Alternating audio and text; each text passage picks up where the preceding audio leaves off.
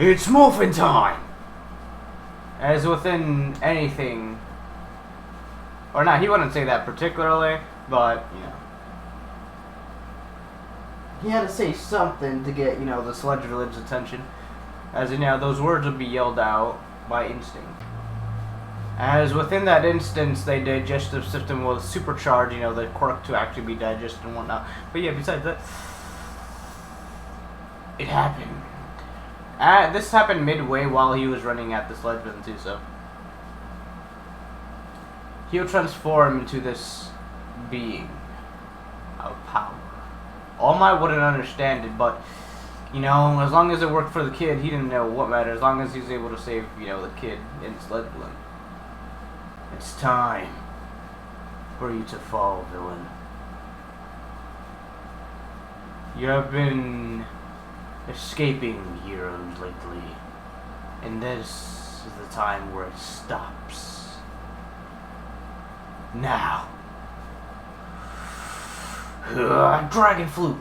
As you know, he would play a tune, and, you know, energy will basically be shot at the Sludge Villain, inevitably dispersing. Since this version of the Green Ranger is basically supercharged, since it's him himself, basically has the entire power grid, which is aka all for one for all. He basically just boosted Tommy by like infinite, like just not an infinite amount, but like decent amount, like just boosted. Think of Tommy, but with steroids and his Power Ranger, you know, Green Ranger form, give or take like 10 times, I'll say, the power. Just enough to, you know, disperse the Sludge Villain. And within time, people will be asking, you know... Also, this would be, like, while dust is happening, so no one actually saw him transform. Like, they saw someone run in the smoke, and then green light, and then, you know, Ranger. They didn't see, you know, who it was. But, yeah. The only one who was, you know, All Might, since he was mainly focused on there, since he was, like, right behind him. Bakugo, knowing who this is, since he kind of saw it, like, right before he, like, got his mouth shut, but yeah, by the Sludge Villain. At a certain extent, he was angered by this. But at one point, he felt safe. He felt like he was saved. And inevitably giving Midori a lot of respect. But yeah, giving, you know, and eventually Midori getting Bakugo's respect. And since this timeline, he's still himself, but he's not as ignorant though. Midori was more like quiet about being a hero. Since instead of, you know, instead of going for, you know, a hero, a UA, he went for a support class. 40 now. Inevitably trying to, you know, rank him up in the general studies, and then, you know, 1A or 1B, whatever. 1A entirely, but still 1A, but yeah. Or not, but yeah, that happened. As in, he's walking away, Midori is stopped by Bakugo.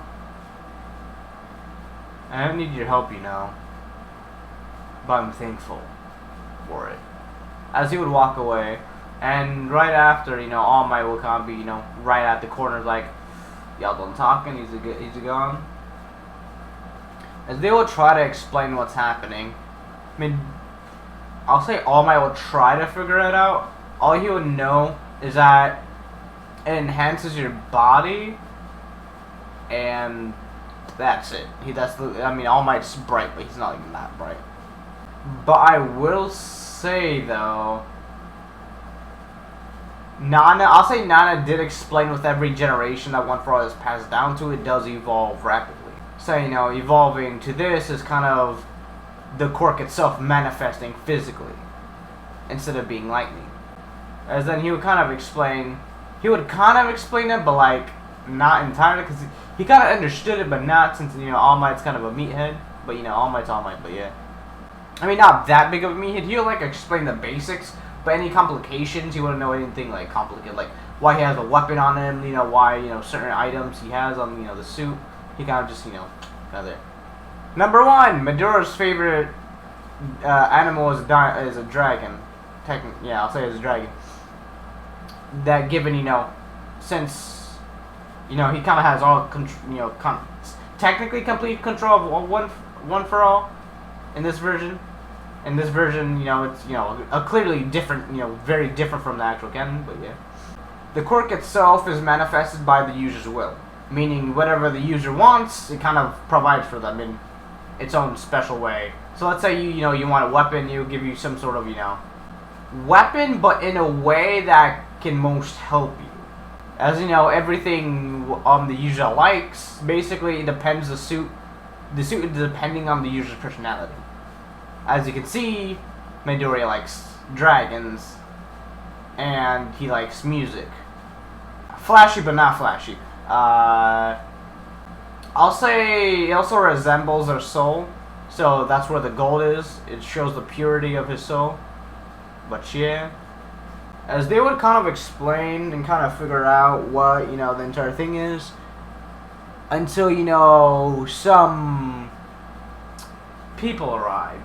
Knowing that there are similar quirks or more like strength enhancers to quirks,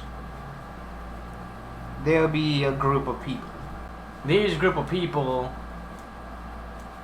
or technically not people, but assassins, or not assassins, but people who follow under the Hero Association, their level of Nagan. These people will look at Deku, talking to All Might, like, found successor, as you know, Roger, found successor. As you know, they will tell the commissioner, and you know, the entire thing will go down as this would have happened. All of them will surround All Might and Deku. Deku being alarmed, or more like sensing this before it happens, will get in a fighting stance. Unknown to him, he wouldn't know why, but as he knows soonly after, it would come clear to him. It enhances his senses, almost like a future sense, but not. It makes sure his instincts know what's about to happen, or sense the danger, almost like an instinct. So as soon as something happens, almost like danger when you're in a horror movie. You know what's about to happen if you open that door, but yeah.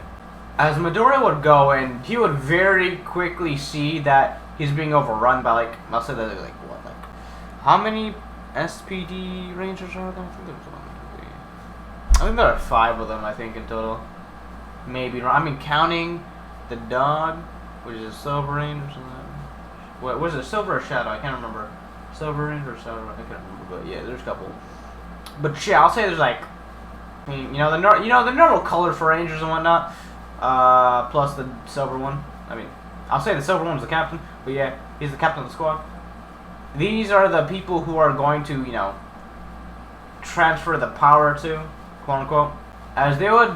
Midoriya would stand off very well, but due to his experience in battle and fighting people with quirks, he would be, you know, kind of outnumbered and outclassed, as you know, he would slowly, surely, even though he has all this power, he would kind of, you know, fall.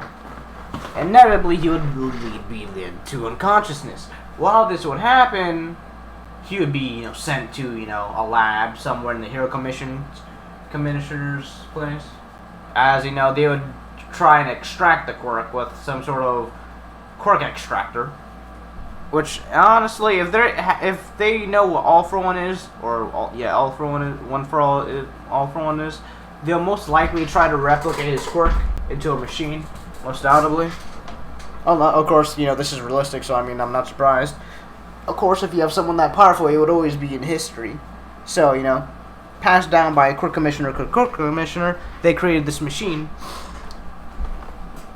with the power of David Shield, but David Shield doesn't know this, though. It was a prototype, but inevitably the Hero Commissioner kind of completed it, but yeah. At least the, you know, entire office and whatnot, the entire business and whatnot. They put Midoriya in this machine, as they would start extracting, and they would see that, you know, the suit itself would start to deteriorate into energy, green energy, and to different colored energies. Being in these tubes where all the other, you know, quote-unquote people are, and would, you know, turn them into Rangers and forming Midoriya's Ranger suit.